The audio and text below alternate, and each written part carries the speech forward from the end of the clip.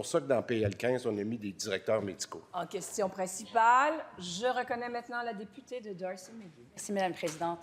Un autre dossier où le gouvernement caquiste a perdu contrôle, c'est l'itinérance. Un dossier avec une manque de vision malgré de nombreux enjeux.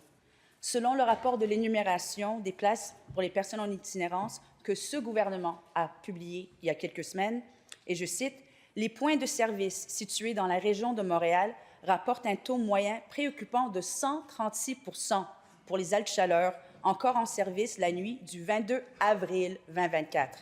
Si ces dernières ne trouvent pas d'option sécuritaire pour passer la nuit, leur droit à la vie et au secours peut être compromis.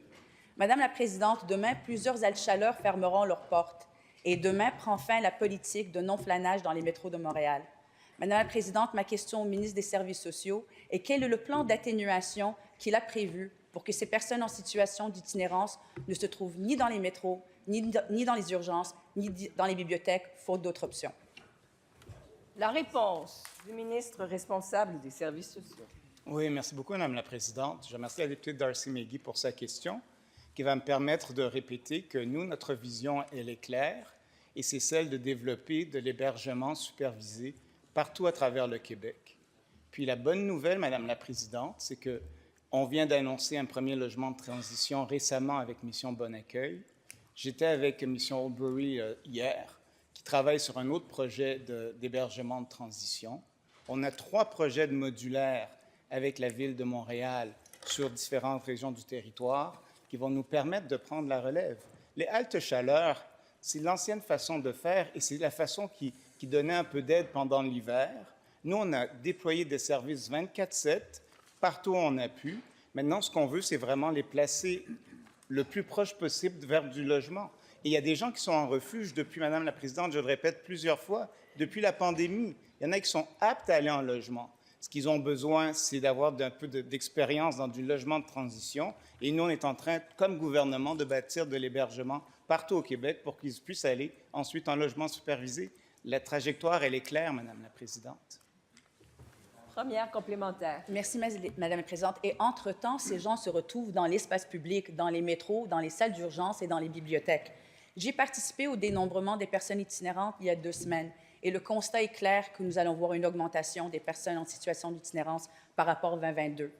Donc, Madame la Présidente, l'absence d'une réelle vision de la part du ministre coûte cher à la société. Ce que je déplore aujourd'hui, je demande au ministre des Services sociaux un réel plan et une vision pour lutter contre l'itinérance et ne pas laisser les Québécois tomber. La réponse du ministre. Madame la Présidente, je ne comprends pas ce qu'on n'aime pas du plan que je viens de présenter, Madame la Présidente. L'autre solution, c'est d'ouvrir des refuges partout. Et les Québécois nous disent qu'ils ne veulent pas de cette solution. Moi, j'écoute les gens, Madame la Présidente. Je suis sur le terrain, partout au Québec. Je suis allé dans tous les coins du Québec. Les gens me disent, nous, ce n'est pas des refuges qu'on veut, c'est accompagner les gens vers du logement.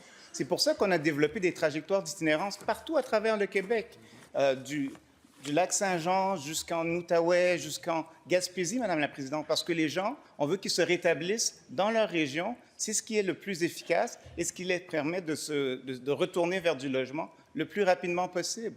Donc, la solution, c'est de l'hébergement supervisé, puis on va continuer dans cette direction-là, Madame la Présidente. Deuxième complémentaire. Merci, Madame la Présidente. Le ministre nous dit qu'il a un plan, mais un plan qui n'a pas de résultat. La face humaine derrière l'itinérance, c'est des femmes enceintes dans la rue, c'est des personnes avec une déficience intellectuelle, c'est des aînés qui vivent dans la rue. Et le plan que le ministre met de l'avant, les résultats ne sont pas là. On voit une augmentation d'année en année. Donc, vous pouvez bien parler de logements supervisés à venir, mais en attendant, l'augmentation est là à chaque année. Donc, il y a un rattrapage à faire. Et le plan du gouvernement ne répond pas à ces réalités. La réponse du ministre. Madame la Présidente, je suis pas tout à fait d'accord, parce qu'on l'a démontré, puis j'ai remis les papiers, je pense, au crédit provisoire. On a mis en logement 3 144 personnes officiellement au Québec dans la dernière année. Et ça, c'est sans inclure 900 personnes dans les Laurentides et la Naudière qui n'ont pas été comptabilisées, Madame la Présidente. Là où je rejoins un peu le point, c'est qu'on doit travailler plus sur la prévention.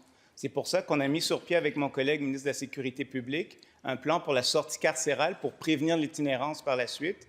Là, on vient de déployer un programme avec ma collègue responsable des affaires sociales pour la sortie des centres jeunesse avec une bonification des PSL et de l'aide sociale. Et on va continuer, Madame la Présidente, à fermer le robinet pour qu'il y ait de moins en moins de personnes en situation